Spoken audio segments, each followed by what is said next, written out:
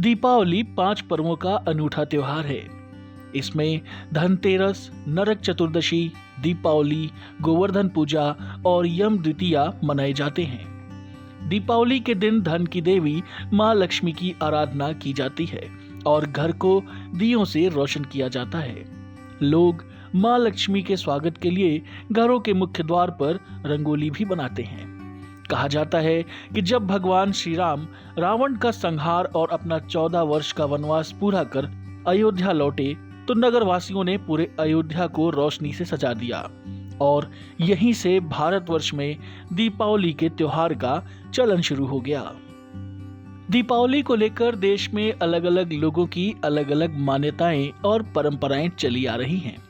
दीपावली मनाने के पीछे कई पौराणिक कथाएं और मान्यताएं हैं। इसी वजह से देश के अलग अलग हिस्सों में इसे मनाने के तरीकों में भी विभिन्नता पाई जाती है। दीपावली की बहुत सी परंपराएं हैं जो आप बचपन से देखते आ रहे हैं, लेकिन ज्यादातर लोगों को उन परंपराओं के पीछे की वजह असल में पता नहीं है। उन परंपराओं के चलते आपके मन में भी उनके पीछे की वजह को लेकर सवाल जरूर उठता होगा। तो आइए जानते हैं दीपावली से जुड़ी कुछ ऐसी ही परंपराओं और उनके पीछे की असल वजह भी।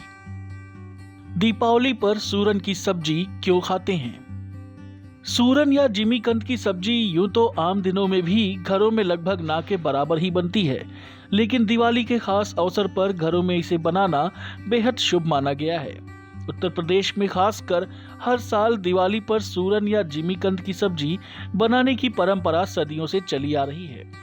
हिंदू धर्म में दिवाली पर सूरन की सब्जी बनाने और खाने की परंपरा असल में काशी यानी बनारस से आई है।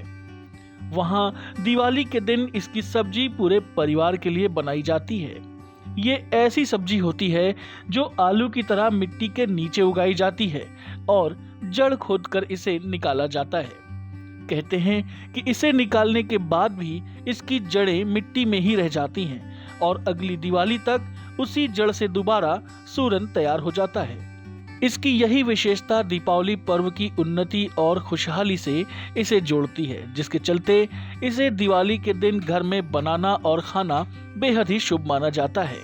सूरन या जिमीकंद के स्वास्थ्य को लेकर के भी बहुत फायदे हैं, इसीलिए इसे त्योहार से जोड़ दिया गया।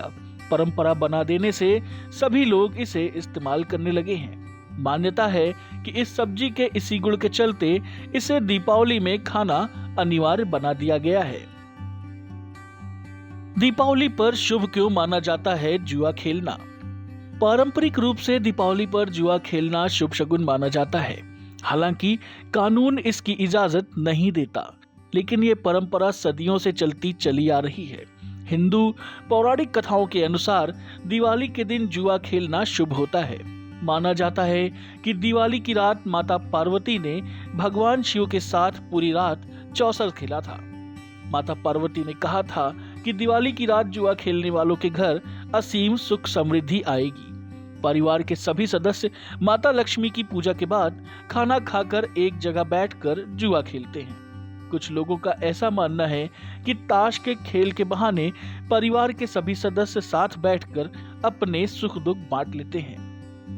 दीपक से बना काजल क्यों लगाया जाता है? धार्मिक मान्यताओं की माने तो काले टीके व काजल का उपयोग बुरी नजर से बचने के लिए किया जाता है। ऐसा कहा जाता है कि दिवाली की रात अगर दीपक से बना काजल लगाया जाए तो इससे घर परिवार के किसी भी सदस्य को नजर नहीं लगती है और इसके साथ ही घर में सुख शांति बनी रहती है। मान्यताओं के अनुसार इस काजल को घर की मुख्य जगहों पर भी लगाया जाता है। घर की अलमारी के साथ ये काजल तिजोरी, खाना बनाने के चूल्हे आदि पर भी लगाया जाता है। माना जाता है कि ऐसा करने से घर की सभी नकारात्मक ऊर्जा समाप्त होती है और घर में सुख और समृद्धि का वास होता है। इस काजल को घर के मुख्य द्वार पर लगाने से घर को किसी भी प्रकार की बुरी नजर नहीं लगती है। इसके अलावा ये काजल लगाने से न केवल आंखों की रोशनी बढ़ती है, बल्कि बुरी नजर से बचाव भी होता है। इसी कारण से दिवाली के काजल को अधिक महत्व दिया जाता है और दिवाली की रात हर घर में काजल बनाया जाता है। धनतेरस पर बर्तन क्यों खरीदते हैं? धनतेरस के दिन लोग सोने चांदी के अलावा बर्तन भी खरीदते हैं। मान्यता है कि इस दिन कोई भी खरीदा गया सामान 13 गुना लाभ देता है। धनतेरस के दिन बर्तन खरीदने की भी परंपरा है। ऐसी मान्यता है कि जब देवता और दानव मंदार पर्वत को मथनी बनाकर वासुकी नाग की मदद से समुद्र का मंथन कर रहे थे, तब 13 रत्नों के बाद कार्तिक कृष्ण पक्ष की त्रयोदशी को 14वें रत्न के रूप में धन्वंतरी सामने आए। वो अमृत कलश के साथ प्रकट हुए थे। धन्वंतरी के प्रकट होते ही देवताओं और दानवों का झगड़ा शुरू हो गया। अमृत कलश के लिए देवताओं और दानवों के बीच छीना झपटी शुरू हो गई, लेकिन भगवान विष्णु ने मोहिनी रूप धरकर अमृत कलश हासिल कर लिया।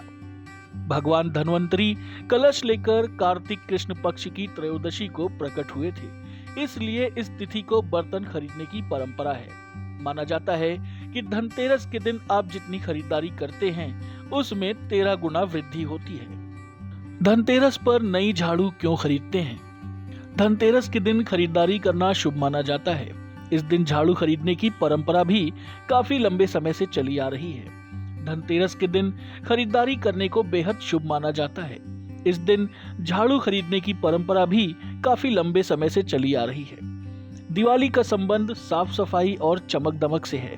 दिवाली से कुछ दिनों पहले हम अपने घर की साफ सफाई करते हैं और रोशनी से घर को सजाते हैं, ताकि हमारे घर में माता लक्ष्मी आए और उनकी कृपा हमारे ऊपर बनी रहे। इसके लिए हम झाड़ू का इस्तेमाल करते हैं। इससे हमारी सारी गंदगी साफ हो जाती है और गंदगी साफ होने से हमारी सारी नकारात्मकता दूर हो जाती है। इस दिन इसी वजह से नई झाड़ू खरीदी जाती है। धनतेरस के दिन नई झाड़ू का खरीदना बहुत ही शुभ माना जाता है। दीपावली पर सूप क्यों पीटा जाता है? रात्रि की ब्रह्म बेला अर्थात प्रातः काल 4 बजे उठकर स्त्रियां पुराने सूप में कूड़ा रखकर उसे दूर फेंकने के लिए ले जाती हैं और सूप पीटकर दरिद्रता भगाती हैं। सूप पीटने का मतलब है कि आज से लक्ष्मी जी का वास हो गया है, दुख दरिद्रता का सर्वनाश हो गया है। फिर घर आकर स्त्रियां कहती हैं कि इस घर से दरिद्रता चली गई है। हे लक्ष्मी जी, आप निर्भय होकर यहाँ निवास करिए। दर्शकों, हम उम्मीद करते हैं कि दीपावली की परंपराओं से जुड़ा हमारा ये वीडियो आपको जरूर पसंद आया होगा। ऐसी ही और भी रोचक जानकारियों और खबरों से बने रहने के लिए हमारे चैनल को सब्सक्राइब करना ना भूलें।